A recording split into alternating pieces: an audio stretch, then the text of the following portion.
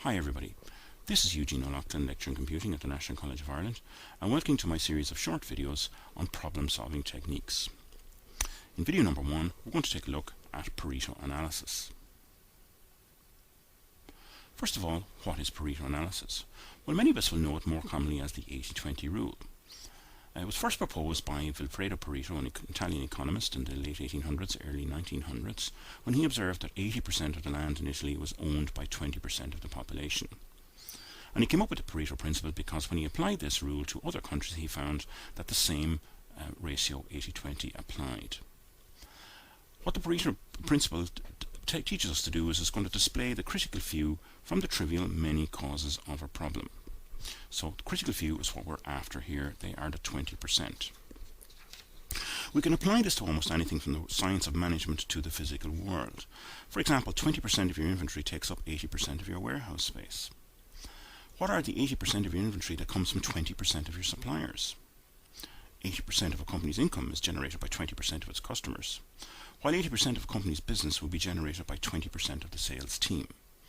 And quite often, we don't know how to focus in on the important critical few that make up the 20%. And the value of Pareto principle for anybody like a business analyst is that it reminds you to focus on the 20% that matters. So we use Pareto analysis when we want to prioritize potential causes of a problem and establish and verify these causes and effects. It helps us to identify improvement opportunities and also teaches us to reach consensus on what needs to be addressed first. And finally, it can be used quite successfully as a measure for the success of any corrective action we take as a result of our analysis. So how do you do a Pareto analysis? Well, the first thing to do is identify the data source. We have an example of a Pareto chart here on the screen, and the data are just labelled A, B, C, D, E, F, G across the bottom of the diagram. So these could be complaints, they could be defects, they could be breakages, they could be occurrences. Next, we calculate the percentages for totals of each type of defect, and we draw our Pareto chart like you see here. On the left hand side, we put the actual frequency of each item. So you can see in this particular example, item A is occurring 65 times, item B is occurring 15 times, and so on. And on the right hand side then, we show the cumulative percentage frequency of each of these items, and this of course will always end up at 100%, as indeed our chart does here.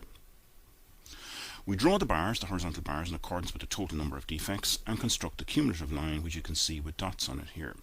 And what we're looking for is to find where on this line the 80% mark occurs. Let's take a look at a short example to help us illustrate how Pareto analysis can be used in problem solving.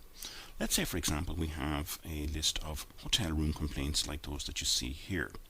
These type of data can be gathered from customer surveys or feedback forms that you will regularly find in hotels. And in this particular one here, we've got numbers of complaints for different categories like heating, reservations, decor, room service, and so on.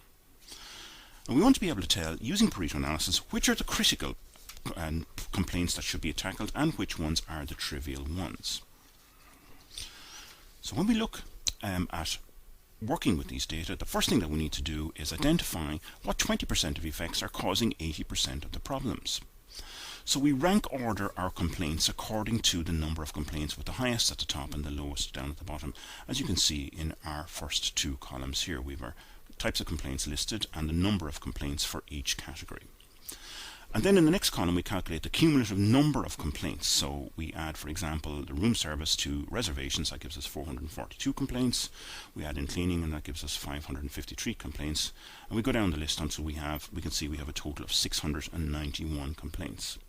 And then in the rightmost column then, we calculate the cumulative percentage for each of these. We can see here that room service accounts for 41.5% of all complaints. We add this to the reservation, that accounts for 64%, and we add in cleaning to room service and reservations. We can see that the first three items here account for exactly 80% of the total number of complaints. Now, there are 15 categories of complaints here, so 3 out of 15 means that 20% of our types of complaints are being caused by these three. So in this particular instance, the Pareto principle applies. It tells us that those three items, which are 20% of all items, account for 80% of all our problems.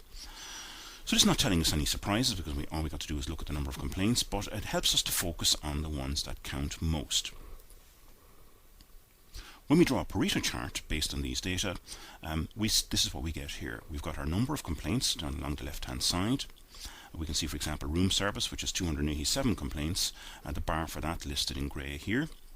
And we plot the number of complaints in each category in a descending order by frequency until we get down to the end, documentation and other. And on the right hand side axis, we show the cumulative percentage for each item, and once again that will reach up to 100. So on this, we look for the point on the cumulative line where the 80% mark occurs, and we can see here that it's occurring after the cleaning option here, confirming that the first three items of types of complaints account for 80% of our total. So this tells us then to concentrate on those three items, which account for 20% of the different types. In an effort to reduce the overall number of complaints, these three areas here would be the ones that we should prioritize for improvement. It doesn't mean we ignore all the other types of complaints, but the most dramatic effect will be shown if we tackle these ones first. You can learn more about Pareto analysis and other problem-solving techniques and strategies from my new book, An Introduction to Business Systems Analysis, Problem-Solving Techniques and Strategies, published by the Liffey Press, available on Amazon, Barnes & Noble and other online stores. This is Eugene O'Loughlin. Thanks for your attention. I hope you found this information useful.